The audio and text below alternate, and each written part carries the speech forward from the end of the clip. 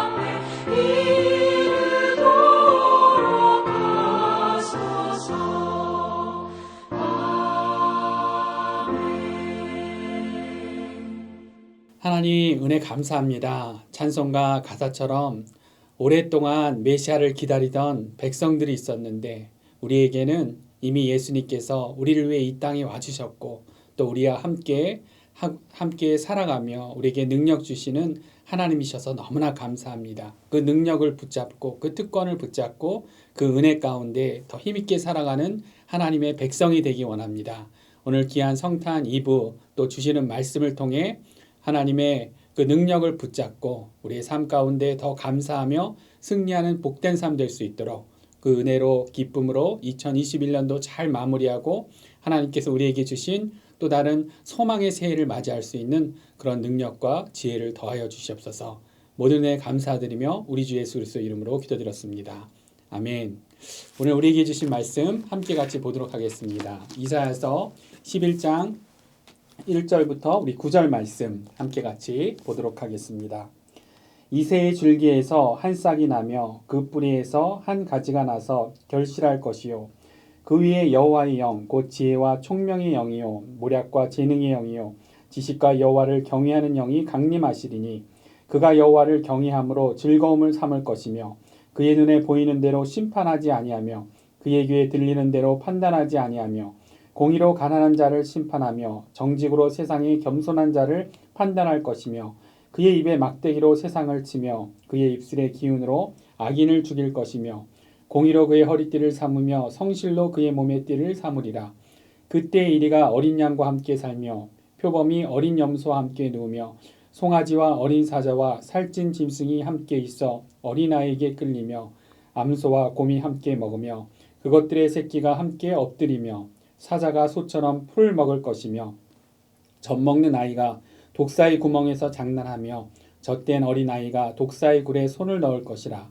내 거룩한 산 모든 곳에서 해됨도 없고 상함도 없을 것이니 이는 물이 바다를 덮음같이 여호와를 아는 지식이 세상에 충만할 것임이니라. 아멘. 오늘 우리에게 주신 하나님의 귀한 말씀입니다. 시간이 너무 빠르게 지나가서 12월 대강절 특세 기간, 오늘은 성탄 이브, 성탄절을 하루 앞두고 있습니다.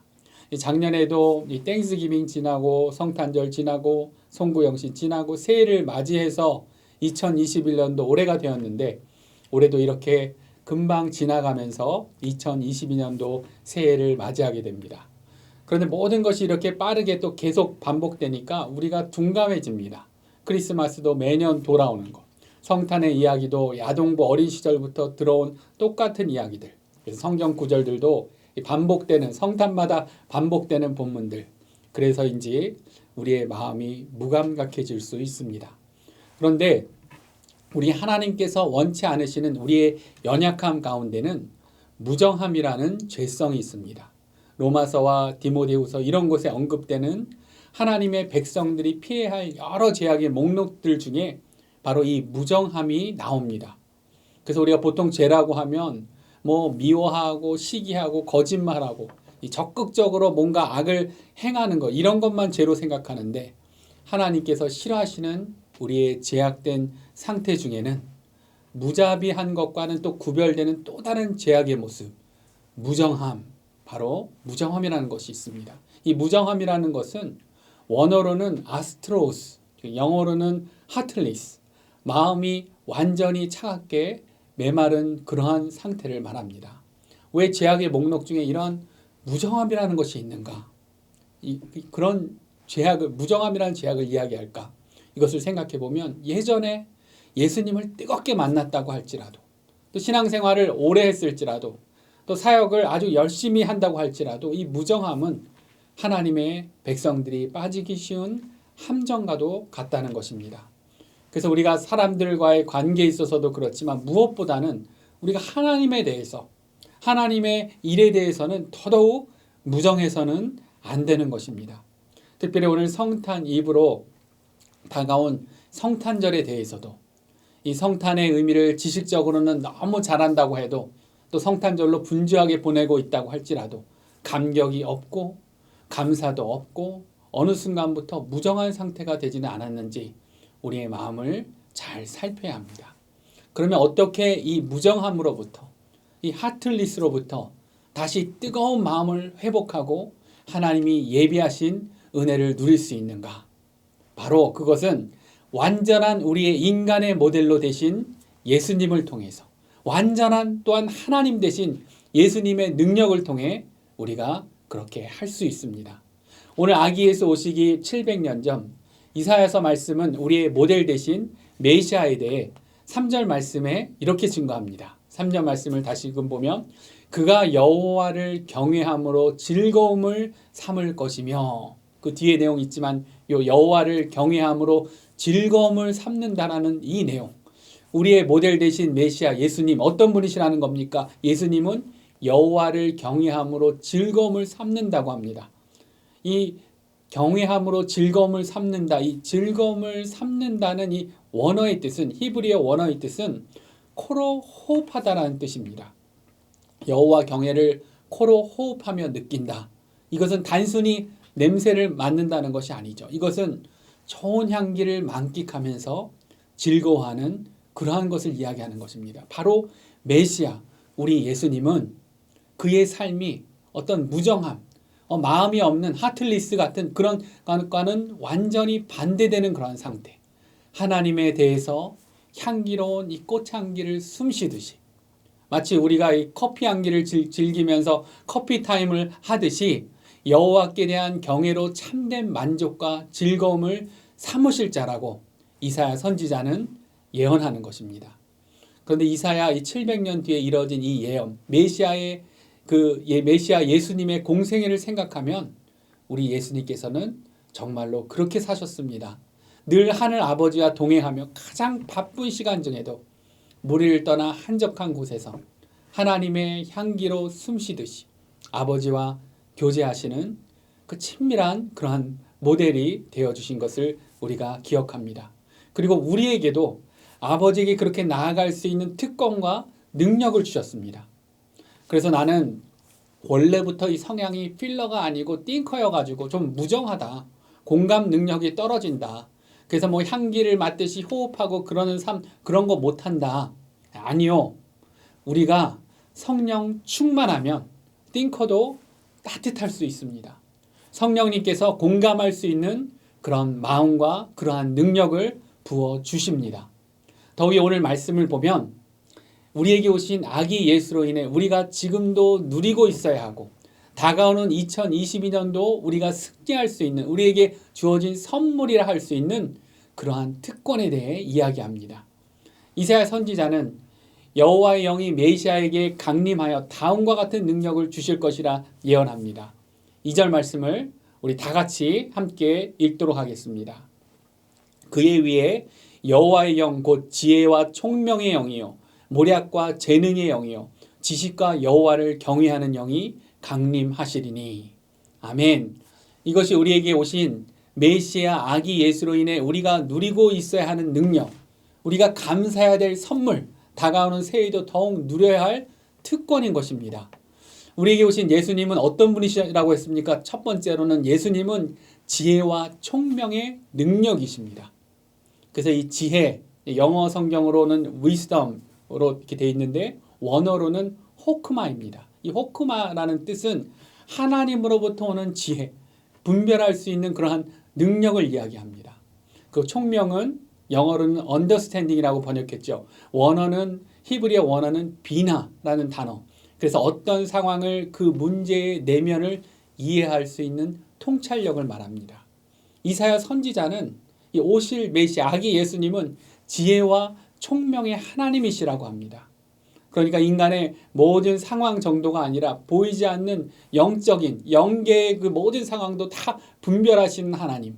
우리의 행동과 생각 정도가 아니라 우리의 마음과 과거와 미래까지도 다 아시는 하나님.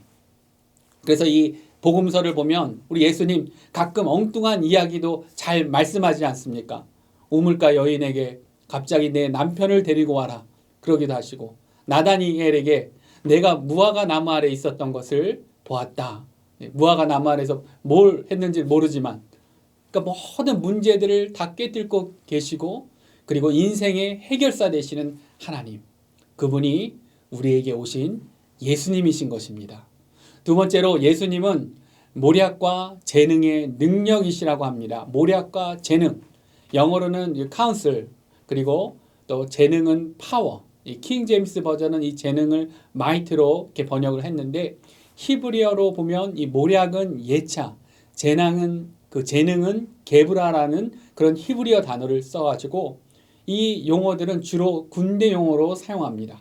그러니까 전쟁을 계획하고 군대를 이끌고 나가 싸울 수 있는 그러한 힘을 뜻합니다.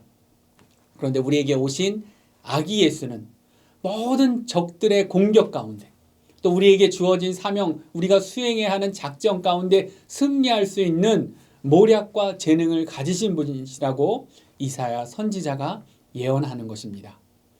그런데 우리 예수님의 공생애를 보면 정말 그러하셨죠. 이 땅에 오시는 그 순간부터 적들의 끊임없는 공격을 받으셨습니다. 그래서 태어나실 때부터 헤롯 왕에 의해 또 공격을 당하고 아기들의 죽임을 당하고, 또 메시아 사역을 시작하는 이 첫 순간 40일 금식을 마친 그 순간에도 사탄에게 끊임없는 그런 공격을 받으신 모습들, 우리가 그것을 알 수 있죠. 또 사탄이 조종하는, 또 메시아를 어떻게든 실패하려고 하는, 넘어뜨리려고 하는 바리새인들, 그런 서기관들, 이런 자들이 계속해서 공격을 받으셨습니다. 그런데 그때마다 어떻게 하셨습니까?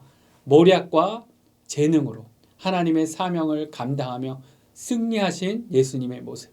마지막 십자가에서도, 그 십자가에서까지 승리하신 예수님의 삶을 우리가 잘 알고 있습니다. 그래서 이 삼국지 이런 데 보면 유명한 모략가들이 나오죠. 유비의 제갈량, 조조의 사마이, 또 영화 같은 데 보면 전쟁 중에 적들의 작전을 예리하게 파악하고, 그래서 계속해서 이 지혜를 전하는 이 모략가들이 나오는 그런 영화의 장면들 우리가 가끔 보게 됩니다. 근데 자기는, 이런 모략가들 보면 자기는 안 싸우면서 주로 이제 말로 싸우죠. 지혜로 이렇게 해라 저렇게 해라. 그런데 우리에게 오신 예수님은 옆에서 그냥 지혜만 전하는 정도가 아니라 재능, 파워로 앞서 싸우시는 분이십니다. 성탄의 의미는 바로 이러한 우리 인생의 모략가와 능력이 우리에게 오셨다는 것입니다. 지금도 우리와 함께 하시고 2022년도 우리보다 앞서 행하실 분이십니다.